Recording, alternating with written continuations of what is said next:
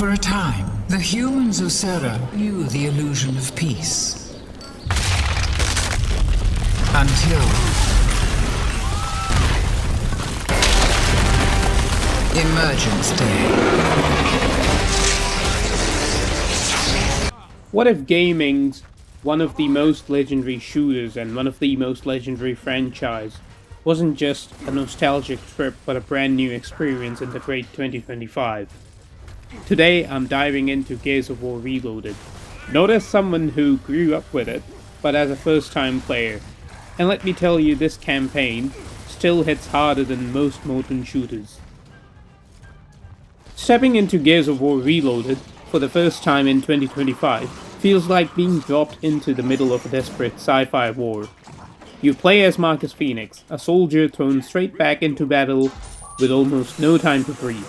The game doesn't pause to give you endless backstory. Instead, you piece the world together through conversations, squad chatter, and the sheer scale of destruction around you. The planet Sera is scarred, its cities collapsed under the weight of a 14-year conflict against the Locust, a relentless subterranean enemy. The sense of urgency is immediate.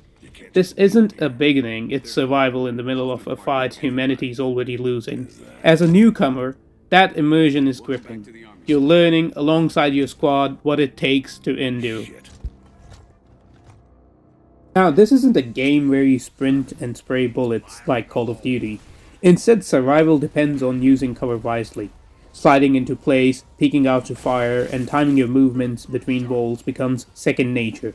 Every fight feels deliberate and every mistake is punished. The weapons are unforgettable in this game. The Lancer rifle with its revving chainsaw is both gun and melee carnage machine, sawing through an enemy's gruesome and thrilling. The Nasher shotgun dominates close combat, often turning encounters into tense duels where every single blast decides who walks away. The Hammer of Dawn is awe-inspiring, channeling a satellite beam to incinerate targets in a blaze of fire and light. Gunplay feels weighty, with enemies reacting viscerally. They stumble, scream, or explode under the force of your weapons. Few shooters today make every shot feel this physical. But the good thing is that the enemy AI isn't stupid, as most shooters these days, because they will try to flank you, they will try to draw you out of the cover, because, of course, in a game where taking cover is a mechanic, of course, drawing you out is what the enemies are going to do. They throw in grenades, the shotgun dudes come right up to you, trying to get in.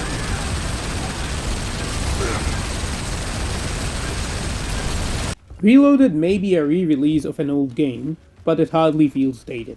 At 4K 60fps with 120Hz support, the environments are sharp, the textures are detailed, and the lighting is striking. Sunbeams cut through broken rooftops, eerie shadows cling to the abandoned corridors, and the glowing red eyes of Locust enemies emerging from dark heightens the tension. What makes it even better is that if you ever take a breather from the chaos hiding behind cover or exploring between firefights, you notice how much beauty exists within the devastation. Crumbling cathedrals tower over ruined streets, ivy crawls across shattered stone, and shaft of moonlight pierced the night sky with an almost haunting serenity. The world of Sera may be scarred, but in the quiet moments it feels alive, textured, and strangely beautiful.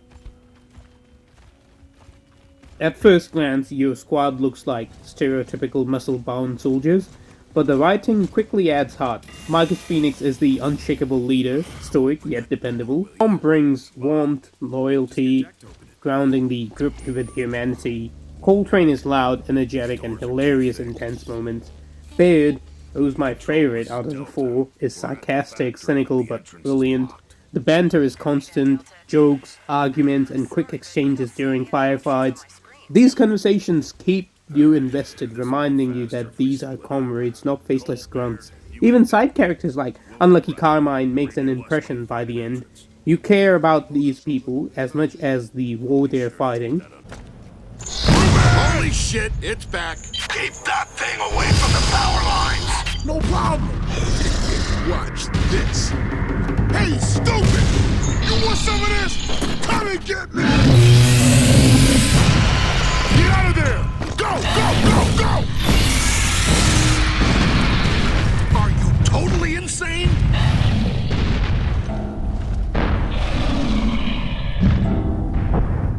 Now, something that I was blown away by was the soundtrack.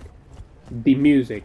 It's cinematic, orchestral, and timed perfectly to the action. It swells during firefights, quiets in tense moments, and explodes in climactic battles. Even in 2025, it feels like a soundtrack designed for the big screen, elevating the game into something more than just a shooter.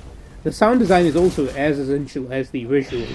The guns roar with power, grenades rumble through the walls, and locust creatures scream with guttural menace.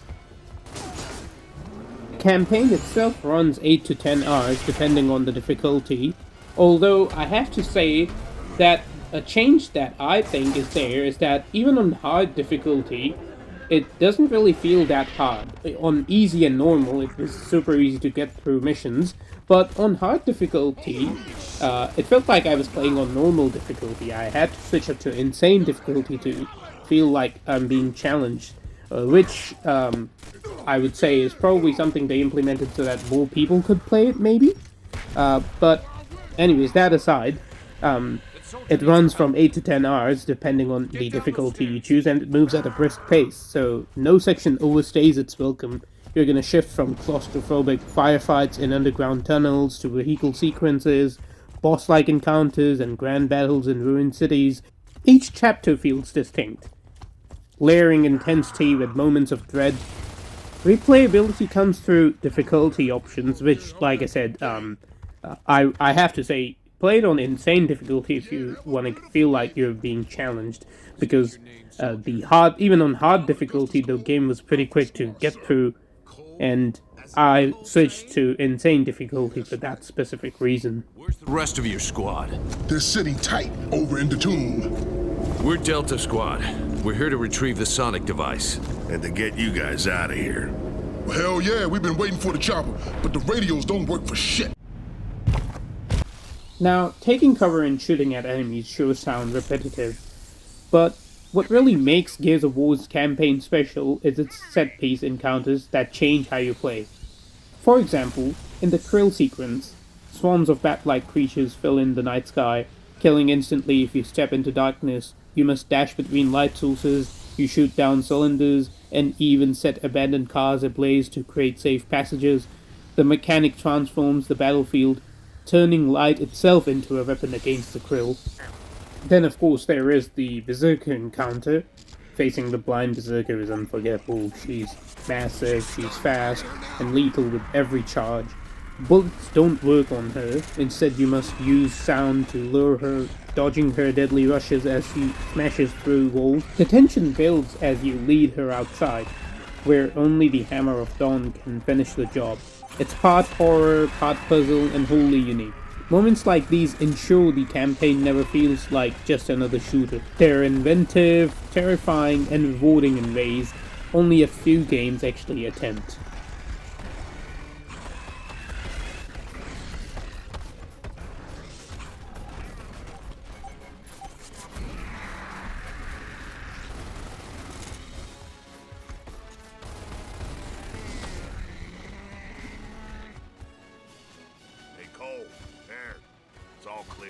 As a first-time player, I have to say, Gears of War is nothing short of a revelation. It blends chunky tactical combat with cinematic storytelling, and its inventive missions like dodging the Kryll in the darkness or outsmarting the Berserker stands as experience few modern games replicate. The squad banter, the oppressive atmosphere, the weighty weapons, and the constant push forward create a campaign that feels timeless. Even stripped of nostalgia, it's easy to see why Gears of War became one of gaming's most iconic series. This isn't just a remaster of history, it's an intense, emotional, and unforgettable campaign that still stands tall against modern shooters. If you've never played Gears before, Gears Reloaded is the perfect place to start, just like how I started. And a reminder that sometimes the best new experience is rediscovering a classic for the first time. Thank you all for watching my video. Please like and subscribe and let me know what your favorite Gears of War game is. I'll see you all in the next one. Oh yeah! Marcus! Brumac's gone, thank you very much, and we're headed back to the power line. Shit!